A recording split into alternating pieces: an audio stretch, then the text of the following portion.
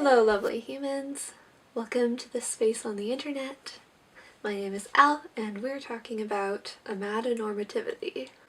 The word amatonormativity is derived from the Latin word amatus, meaning beloved, and normativity refers to a standard or norm. Professor Elizabeth Brake, who coined the term amatonormativity, describes it as the assumption that a central, exclusive, amorous relationship is normal for humans, in that it is a universally shared goal, and that such a relationship is normative, in that it should be aimed at in preference to other relationship types. The assumption that valuable relationships must be marital or amorous devalues friendships and other caring relationships. That was in Elizabeth Brake's book, Minimizing Marriage. So the word amatonormativity is a play on heteronormativity, wherein straight relationships are seen as the ideal or normal relationship standard. Similarly, with amatonormativity, romantic, exclusive, monogamous relationships are considered the norm or standard. Amatonormativity affects kind of everybody in society, or particularly Western societies, in that it may interfere with people reaching out and seeking relationships that actually fulfill them, in favor of pursuing this amatonormative trajectory consisting of dating, marriage, having kids, constructing your perfect nuclear family, and then growing old, having grandchildren, and dying together with, your one special person who you're in a romantic relationship with. Amatonormativity restricts the impact and importance non-romantic relationships, which is all other relationships, can have in a person's life. How does amatonormativity work?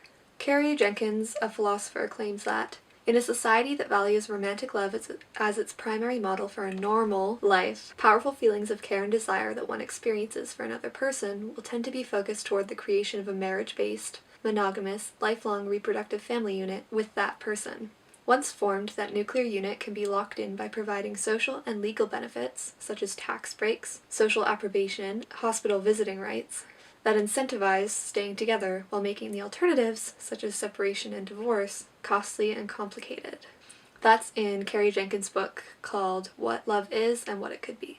I think Carrie Jenkins makes an interesting point about how amatonormative structures are put in place to incentivize romantic relationships, amatonormative relationships.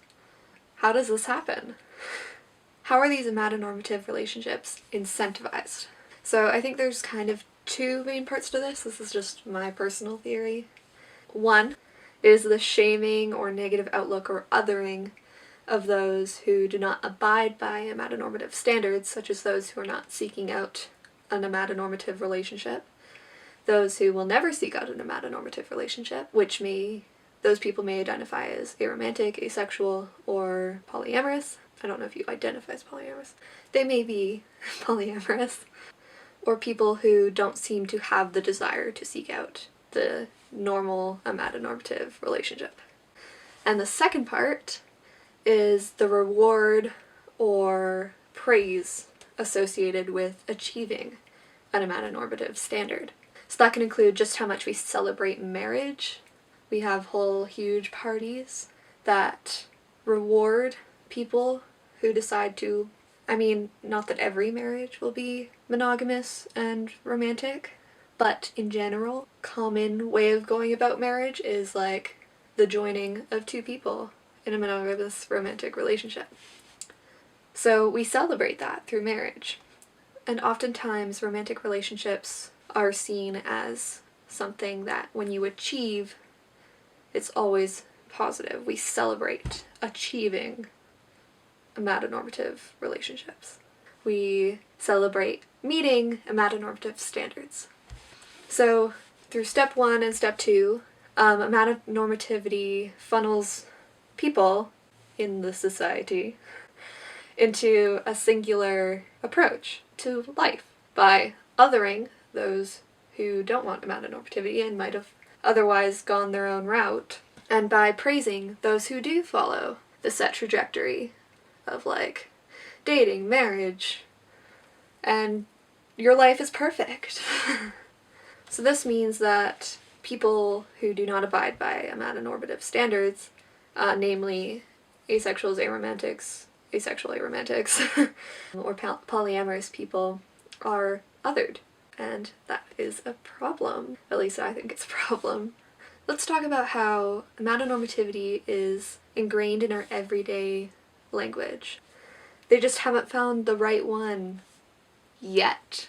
Or, don't worry, you'll find someone. So, you hear this all the time, right?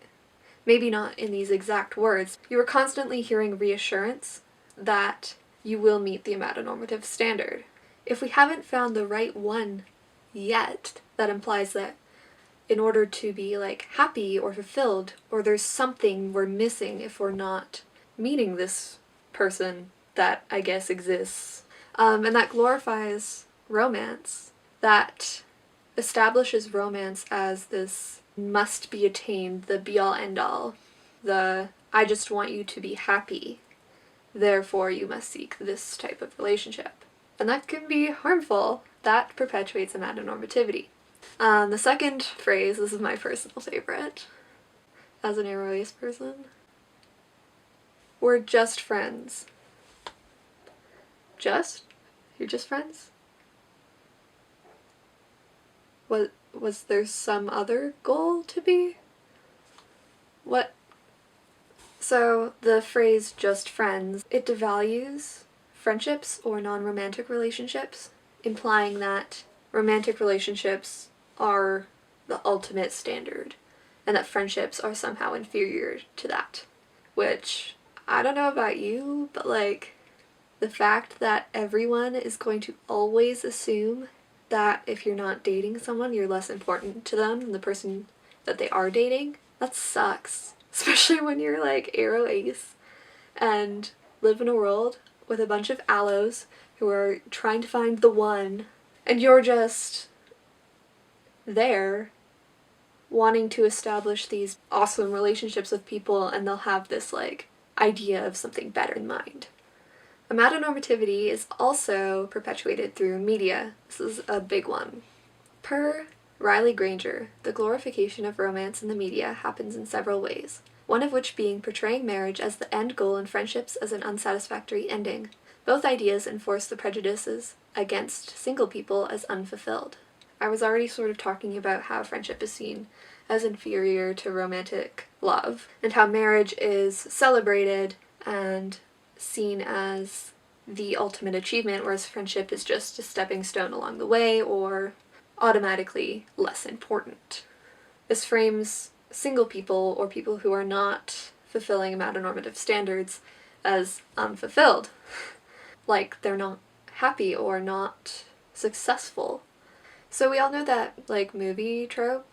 I don't know if we can even call it a trope. I'm pretty sure it's just a constant theme in all movies where you meet two singles, usually, one 40-some guy or one 40-some gal. Maybe she's younger and he's creepy, and the whole movie is about them eventually coming together in the end and being happy. There's a lot of different renditions of this. There's a lot of different renditions of person A and person B finding their way, encountering some just friends along the way, and then ultimately dating or getting married or whatever. This enforces amatonormativity in the general human mindset, as it portrays a monogamous romantic relationship, an amatonormative relationship, as the end goal, which I've said a lot now, but that's what it's doing. Especially when we see this trope and side characters are holding the places of different kinds of relationship types, such as family and friends, and they're just seen as secondary to this ultimate relationship with a romantic partner. So amatonormativity is also perpetuated through our government and law or systemic structures. So amatonormativity can play into job and housing discrimination.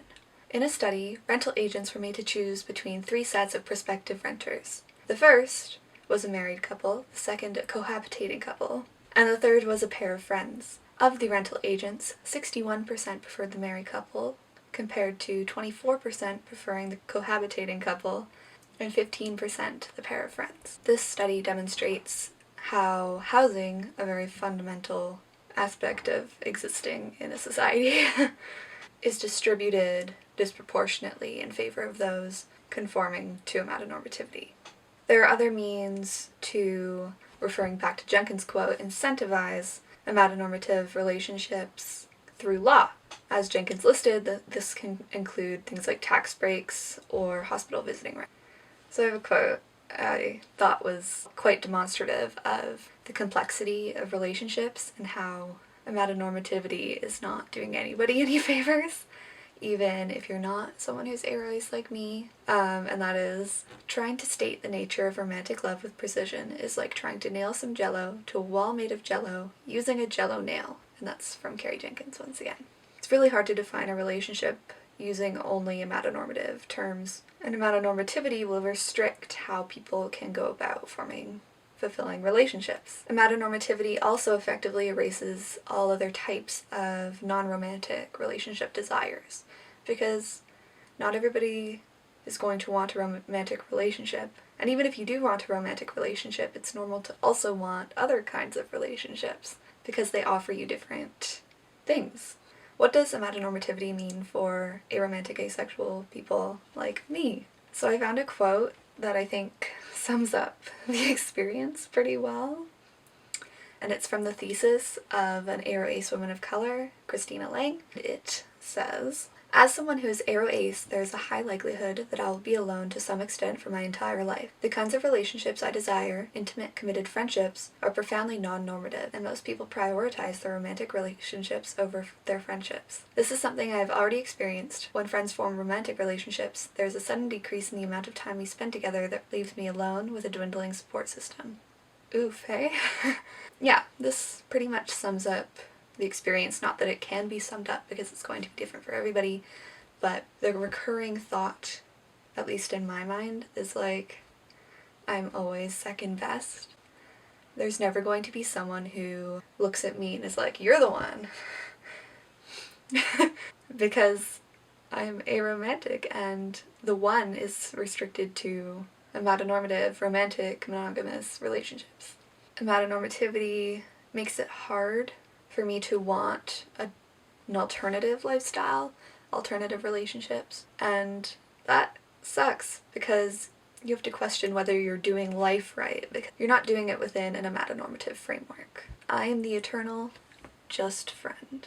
So what's my final message regarding amatonormativity? Let's destroy it. Let's destroy it so we can all live in peace however we want to, because that makes sense. I hope you take to heart the fact that amatonormativity is restrictive on personal levels as well as in systemic levels, and ultimately only fosters harm within our society. I know this is all very conceptual, but I have faith that pretty much any of you watching would be able to go about your life after watching this video and see amatonormativity around you in whatever way, shape, or form. I also want to address that I'm coming from the perspective of an aroace person, a queer person. So like, how I view amatonormativity might be different from how you view it, because maybe you're someone who the amatonormative structures are working in your favor. I don't think that lessens the importance of learning how it can be damaging to other people who it does not work for. Farewell, lovely humans. I hope you return to this space on the internet, because we love having you here. Hope we've had a good time discussing the tea.